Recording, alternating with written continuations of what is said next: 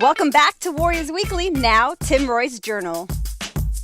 Once again, we go to your questions. Jordan in Sacramento wants to know about Raja Bell. How is he doing, and when do we expect him on the floor? It's getting better. It's a slow process with the hand and the wrist. There's so many little movements, and progress is a couple degrees of movement in it, and it's slow but it's steady, and that's encouraging for me right now. Tell me how much fun it is now to actually get on the floor and do stuff. Oh man, I've been chomping at the bit for a while now. I watched as much as I could back east and tried to support that way, but to be able to be in the locker room and around the guys on the bench is really kind of satisfying to me right now. I'm used to being in season and being with the team, so that's great. And then to be able to go out there and shoot and start using the hand and get back to doing the things that I love to do is really exciting. Why come back? Well, I mean, firstly, I'm employed here and I'm a member of the team, and then, secondly, I think they've got a great young group of guys here, and as a guy who's been around a little bit, I'm always interested in seeing the chemistry on teams and seeing, how guys get along, and so, I wanted to be here and be a part of it as much as I could. If I had surgery on the West Coast, I would have been here the whole time. It just happened that I did it back east. And of course, this is a system and a style of play that you're very familiar with. Oh, sure. First I got a chance to play for Nelly in Dallas, and one of my favorite stops. And then just the way they played, I think, this was the toughest team for us to play against when I was a member of the Suns. It was because they played just like we did. And so if I could see myself fitting in anywhere and really enjoying, the style of play, it would be here in Golden State with Nelly. Do you have a target date? Not really. My target is to play before the season's over. And mentally I had made a little note when I had the surgery that I wanted to try to be back for April, but whether that's April 1 or April 5, I don't know. I'll be looking and shooting for right around April. What do you see looking at this club coming in from the outside? What do you see down the road for this team? It's hard to say. I think they have a lot of, like I said, young talent, a lot of guys who can put the ball in the hole and are very versatile players. So I think there are pieces in place there. As I've been around, I've tried to talk here and there to certain guys about defensive principles and just different techniques that they can use, and I think as they play more, they'll learn that they have to have that energy level night in and night out, and I think Nelly expressed that the other night, and that's a sign of a young team. But I think they're getting better, and there are a lot of guys on this team that are willing to listen and learn, and they're really sponge-like. So Nelly is the right guy for that, and we got a lot of good coaches, and if they can surround him with some good vets, then I think this team's got a really bright future. Well, Jordan, we hope that answers your question, and you, like Jordan, can send your query. Just go to Warriors.com, go to the Fan Zone section, Blog Squad, fire away at Tim Roy's Journal. We try to answer as many as we can. Hey, this is Andres Biergrins, and you are watching Warriors Weekly. In our Warriors Profile segment, we catch up with two former D-League stars that have been contributing quality minutes for the Warriors. Here's Jim Barnett for more.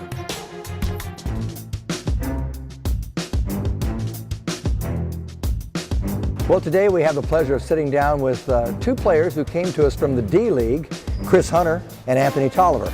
Chris, you graduated from the University of Michigan after spending 4 years there, and Anthony, you 4 years at Creighton University, but neither of you were drafted.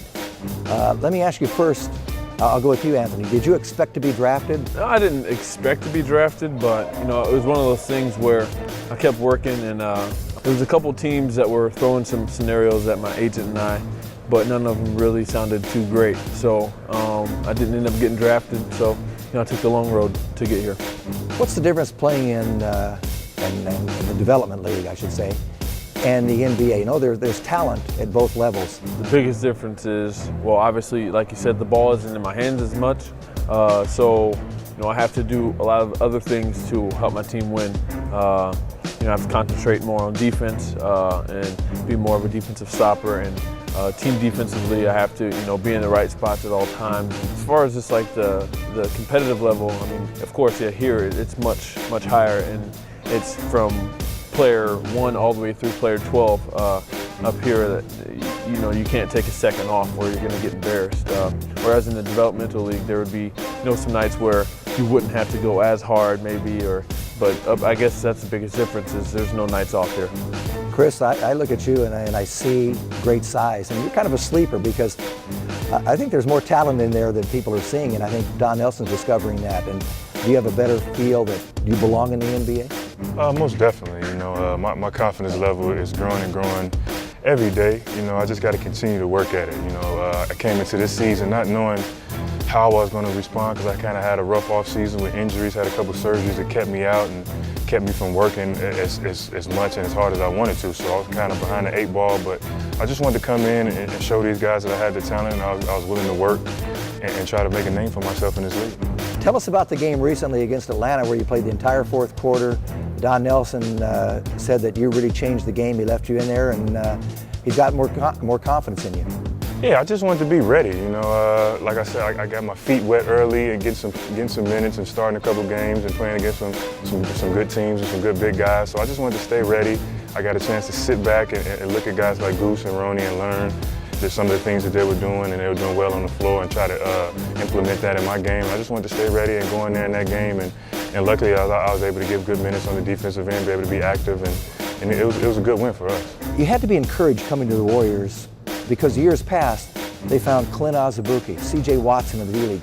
These are 2 players that can play basketball, and they're going to have long careers in the NBA. Is that encouraging also to you, just to look at that aspect of it? Yeah, I mean, it's very encouraging. You know, they have the pedigree for finding guys that can play and guys that come in, like I said, and make names for themselves and been big parts and contributors to teams. So, I mean, it was a great confidence booster knowing that I was coming here and knowing that Coach Nelson has a reputation of putting guys out there and giving guys the opportunity to show their skills.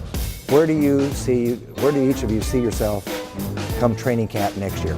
To sum it up in one word, I would just want to be a beast next year. I just want to go in the off season and just work my butt off, and wherever the chips may fall, that's where I want to be. Hopefully it can be here and I can continue to grow and develop here under the coaching staff and the things that we're doing here. I think it's a great young nucleus of guys with a lot of talent, but I just want to go into this off season and come back as a beast. And Anthony, you've put up, as I say, phenomenal numbers. I mean, when you scored the 29 points in that one game, and you've had 4 or 5 games with double-digit rebounds.